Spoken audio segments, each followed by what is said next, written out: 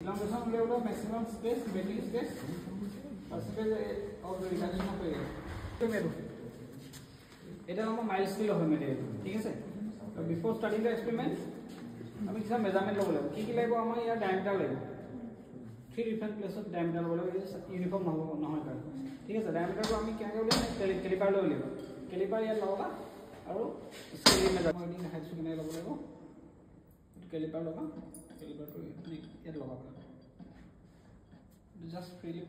touch হ'লে হ'ল বেছি হাৰ্ড নহ'ব ঠিক আছে পাৰ গ'লো নেক্সট আমি স্কেল বানালা স্কেল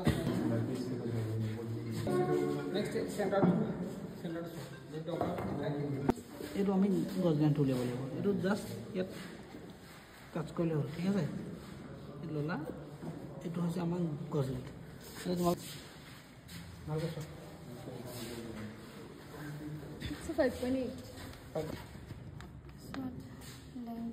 length হ'ব length of the specimen before experiment কৰা আগতে এইটো length of the specimen এতিয়া কেম পাইছিলা 5.8 লিখা আৰু length of the specimen after elongation হোৱাৰ পিছত এইটো পিছত লিখিম আমি maximum লোড এইটো আমি তাৰপা উলিয়াম মেচিনটো পা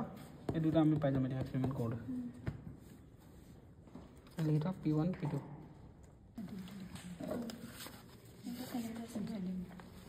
আমি এতিয়া ডায়ামিটাৰ পালো তো আমাৰ ইউটিউব মেচিন তোকে ইউজ কৰিছে নে না কোৱা না এই কনসেপ্ট টেস্ট আমি সবটো আমি অন অফ কৰি পাইম এখন দিলে অন হ'ব এটা আকৌ এফালে অন হ'ব বোথ সাইড অন হ'ব ঠিক আছে কিবা ইয়াতে তিনটা ইন্ডিকেটৰ জ্বলিছে না চোন আৰু আগে তিনটা জ্বলিব লাগিব যদি জ্বলে তেতিয়া জানিবা যে তিনটা ফেজ প্ৰেজেন্ট আছে যদি থ্ৰি ফেজ নাথাকে মেচিনটো অপাৰেট নকৰিবা বেয়া হৈ যাব ঠিক আছে তে তিনটা ফেজ আছে মানে তিনটা ইন্ডিকেটৰ জ্বলি আছে এটা লেফট হ্যান্ড সাইডে দুটা বুটান আছে আৰু ৰাইট হ্যান্ড সাইডে দুটা আছে লেফট হ্যান্ড সাইডে কি লিখা আছে up down to left hand সাইডে ইয়াত কি লিখা আছে ক্ৰছ হেড সো আমাৰ ক্ৰছ হেড কোন কিটা আমাৰ এই লোৱাৰ ক্ৰছ হেডটো আমি অপাৰেট কৰিব পাৰিম এইটো ক্ৰছ হেডটো ওপৰত আছে ডাউন কৰা এইটো আমাৰ ৰিকোয়াৰমেন্ট হিচাপে আমি ডাউন কৰিলো আৰু ডাউন কৰা আমাৰ স্পেচিমেন তাৰ ইনচাৰ্ট কৰিব লাগিব ন যিমান ডাঙৰ স্পেচ এডজাস্ট কৰিব কাৰণে এইটো কৰিলো হলো আমি হঠাৎ মেচিনটো অপাৰেট কৰাৰ আগতে এবাৰ কি কৰিবা ওপেন কৰিবা ওপেন কৰিলে কম আমি প্ৰেছাৰটো ৰিলিজ কৰিব কাৰণে তো আমি ওপেন কৰিবা এটা ওপেন কৰিলে প্ৰেছাৰটো ৰিলিজ হ'ব তাৰপা আমি টাইট কৰি দিম প্ৰেছাৰটো লক হ'ব ঠিক আছে নেক্সট আমাৰ এইফালে এটা আছে এইটো আমি কি কৰিব আমাৰ ৰেগুলেট কৰিব পাৰিম প্ৰেছাৰটো আমাক কিমান লাগে ডিপেন্ডিং অন দা স্পেচিমেনটো যদি হাৰ্ড হয় আমি প্ৰেছাৰটো অলপ বেছি গ'লে স্পেচিমেনটো সফট হ'লে অকমান কমাই ল'ম এইটো কি হ'ব একেবাৰে যদি ক্লোজ কৰি দিয়া তেতিয়া মেচিনটো অপাৰেট নহ'ব প্ৰেছাৰ ঠিক এইটো অকমান ওপেন কৰি ৰাখিম ইমানটো ওপেন কৰিলে হৈ যাব নেক্সট আমাৰ ইয়াত ডায়ালখনত দুটা পইণ্টাৰ আছে দেখিছা ব্লেক আৰু ৰেড কালাৰ আছে সো ব্লেক কালাৰটো আৰু ৰেড কালাৰ এই দুইটা যেতিয়া মেচিনটো আমি অপাৰেট কৰিম তেতিয়া এই ব্লেক ডালে ৰেড ডালক লৈ যাব ওপৰলৈ নি আকৌ ব্লেক ডাল লাহে লাহে তললৈ আহিব তাৰ ওপৰত যেতিয়া ৰৈ যাব ৰেড ডাল হৈছে আমাৰ মেক্সিমাম তোমাৰ এইটো হৈ আছে मैक्सिमम लोड আছে আৰু ব্ৰেকিং লোড সো मैक्सिममটো আমি ৰেডৰ পৰা ইন্ডিকেট কৰিব আমাক যদি এই ৰঙাডাল ইয়াত ৰখি গ'ল যদি मैक्सिमम বুলি আমি নোট কৰি লওঁ আৰু ব্লেকডাল অলপ আহি ৰখি আকৌ সাডেনলি তললৈ গুচি আহিব যেতিয়া এইটো ছিগি যাব আমাৰ স্পেচিমেনটো যদি টুকুৰা হৈ যাব ফ্ৰেকচাৰ হৈ যাব তেতিয়া এইটো ইমিডিয়েট তললৈ গুচি আহিব এই গ্ৰাফডাল আমাৰ দিয়া আছে ভাল লাগিব এই ডি পইণ্টটো কি হৈছে আমাৰ আল্টিমেট ষ্ট্ৰেচ পইণ্ট এই পইণ্টটো আমি ক'বা ডিনোট কৰিব আমাৰ এই ৰেড যিডাল পইণ্ট আছে সেইডালত ৰখি যাব সেইটো আমি নোট কৰিলে এইটো ডি পাই যাম আৰু ইটো আমি ব্লেক ডাল লৈ ল'বা ব্ৰেকিংৰ ৰেপচাৰ পইণ্ট এই দুটা আমি এতিয়া উলিয়াম মেচিনটো অন হৈ গ'ল এইটো আমাৰ লক কৰা হৈছে সেইটো সেটিং কৰা হৈ গ'ল এতিয়া আমি স্পেচিমেনটো লগাব লাগিব স্পেচিমেনটো কেনেকৈ লগাব চোৱা এইটো আমাৰ ৰোটেট কৰিলে আমাৰ জটো ওপৰলৈ যাব দেখিছে না জটো হোল্ড কৰিব জটো ওপেন হৈ গ'ল সো ইয়াত কি কৰিবা স্পেচিমেনটো এনেকৈ ইনচাৰ্ট কৰিবা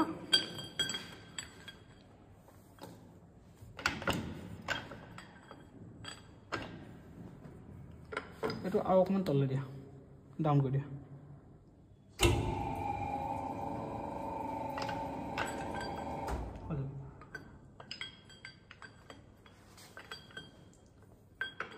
আৰু অকণ দি দিয়া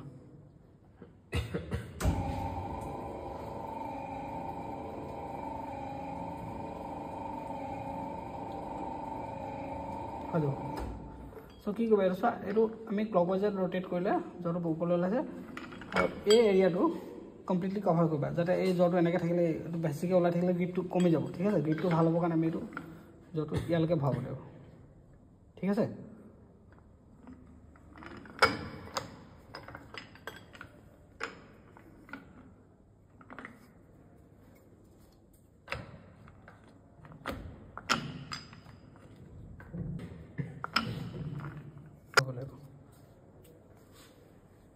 টাইট কৰিলে এইটো লক এইটো আকৌ ক্লকৱাইজত ৰোটেট কৰি লকটো টাইট কৰিবা নেক্সট আমাৰ আহিলোঁ আপাৰ জৰটো কি কৰিবা এইটো অ'পেন কৰি ল'বা এতিয়া মেচিনটো ওপৰ দিয়া আপ কৰা ক্ৰছেটটো আমি এনেকৈ যে যিমানটো সোমাইছোঁ ইয়াতো ঠিক এই জৰটো ইয়ালৈকে হৈ ল'ব লাগিব ভালকৈ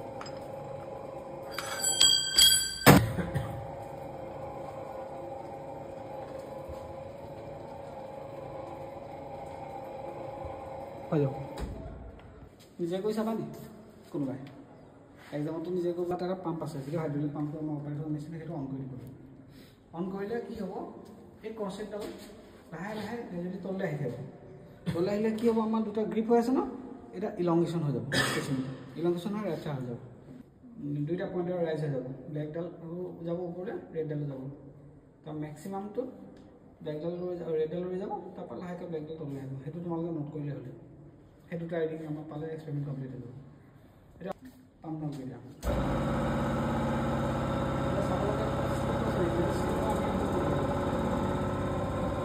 ইলংগেট হৈছে না চাব লাগিব ঠিক আছে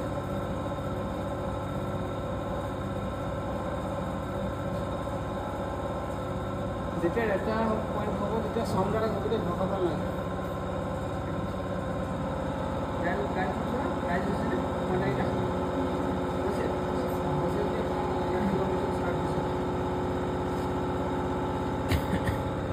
ব্লেক আৰু ৰেড দুটা চাই দিম এইটো এই দিয়া তুমি এই দিয়া মনটো এই দিবা এতিয়া চব লাহে লাহে ইলংগেশ্যন হৈছে এই যে অকণমান দীঘল হৈছে তাতে নেক ফৰ্মেশ্যনটো হৈ যাব যেতিয়া ইলংগেট হ'ব তাতে অকণমান নেক ফৰ্মেশ্যনটা হ'বই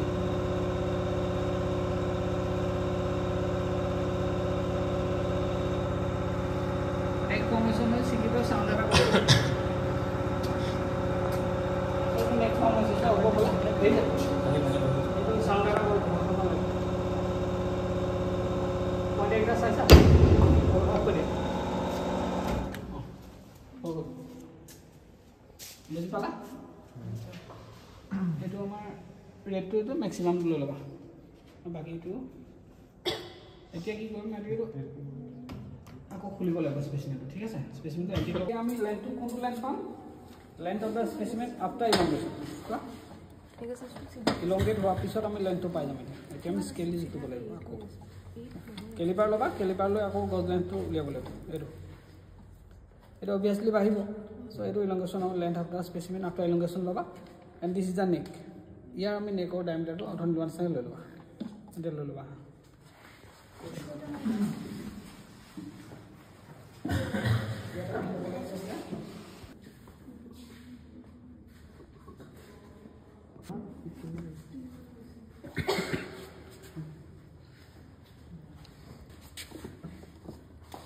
নেক ডায়মিটাৰটো হ'ব